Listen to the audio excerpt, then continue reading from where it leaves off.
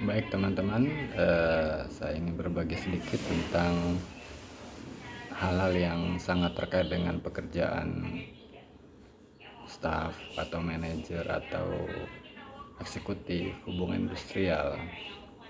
Jadi kadang-kadang muncul perselisihan antara pekerja dengan pengusaha, sehingga kita sebagai in charge dari industrial relation atau hubungan industrial wajib mengetahui hal sebagai berikut.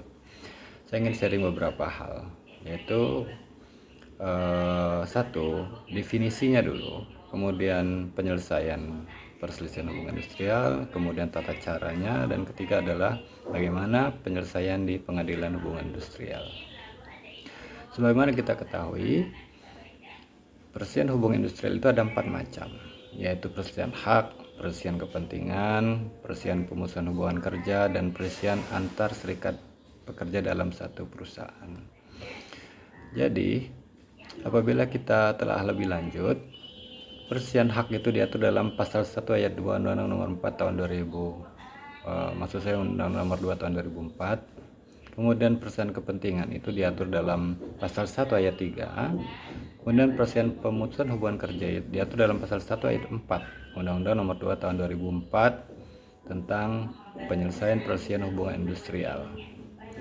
Sedangkan perselisihan antar serikat pekerja diatur dalam pasal 1 ayat 5. Nah, bagaimana penyelesaiannya? Bahwa sesuai dengan ketentuan pasal 136 Undang-Undang Nomor 13 tahun 2003 dan pasal 136 ayat 2 Undang-Undang Nomor 13 tahun 2003 mengatur bahwa penyelesaian perselisihan hubungan industrial itu wajib dilaksanakan oleh pengusaha dan pekerja atau serikat pekerja atau serikat buruh secara musyawarah untuk mufakat. Nah, dalam pasal 136 ayat 2-nya, apabila mufakat tidak tercapai, maka perselisihan itu harus dilakukan melalui prosedur penyelesaian perselisihan hubungan industrial yang diatur dengan undang-undang.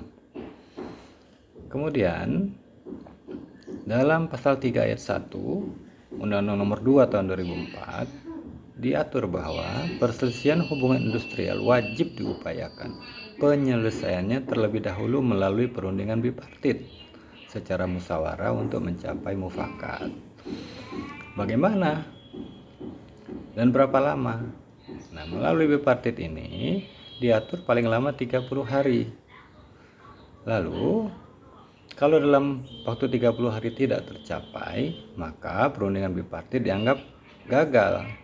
Dan kegagalan penyelesaian hubungan industrial melalui bipartit itu harus dituangkan dalam suatu berita acara atau risalah perundingan bipartit. Jadi harus ada daftar hadir, harus ada risalah atau berita acara yang ditandatangani oleh kedua belah pihak.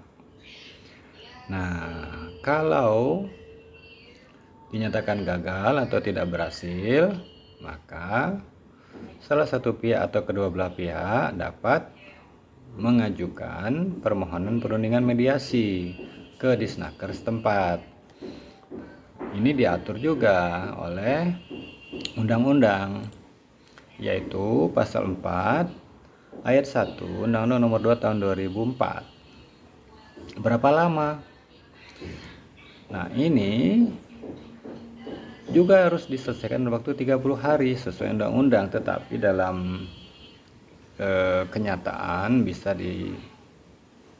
diselesaikan mungkin 1 atau 2 bulan, karena setelah salah satu pihak mengajukan permohonan mediasi, pihak Disnaker akan mengirimkan surat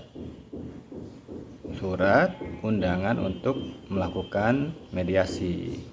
Mediasi itu 2 kali, bisa 1 minggu kemudian atau bisa dalam waktu yang ditentukan oleh kedua belah pihak.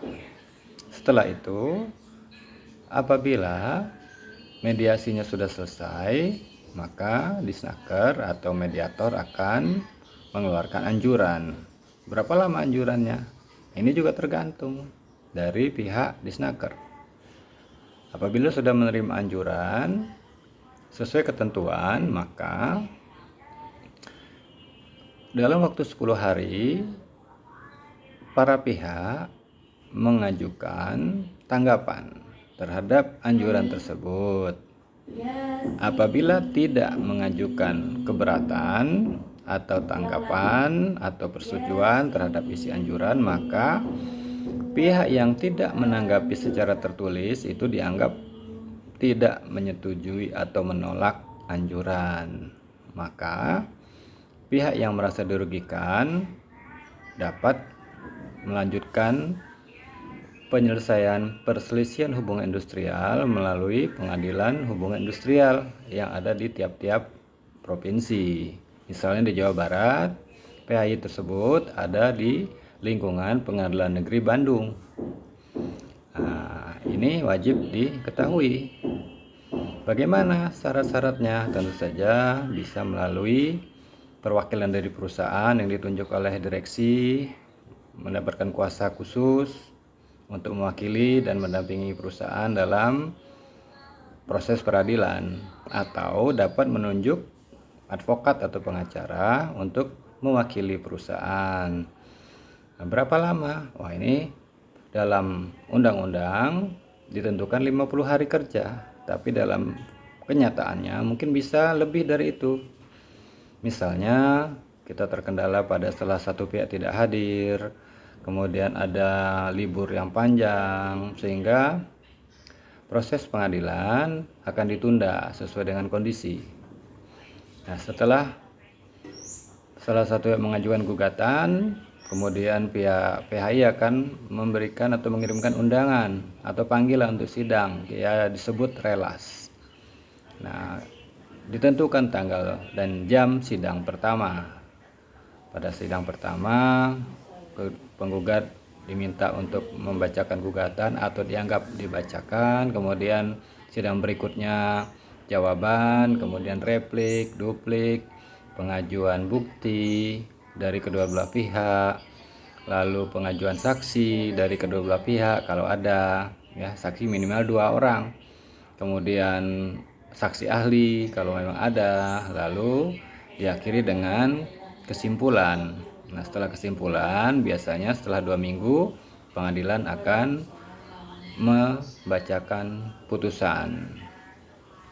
Nah, setelah itu apabila pihak yang dinyatakan kalah di pengadilan tidak mengajukan kasasi, maka putusan pengadilan hubungan industrial itu sudah dinyatakan ingkrah atau mengikat dan berlaku tetap.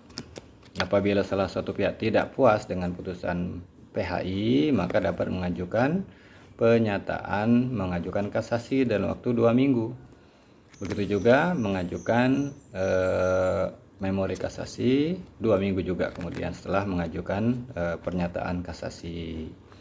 Berapa lama kasasi?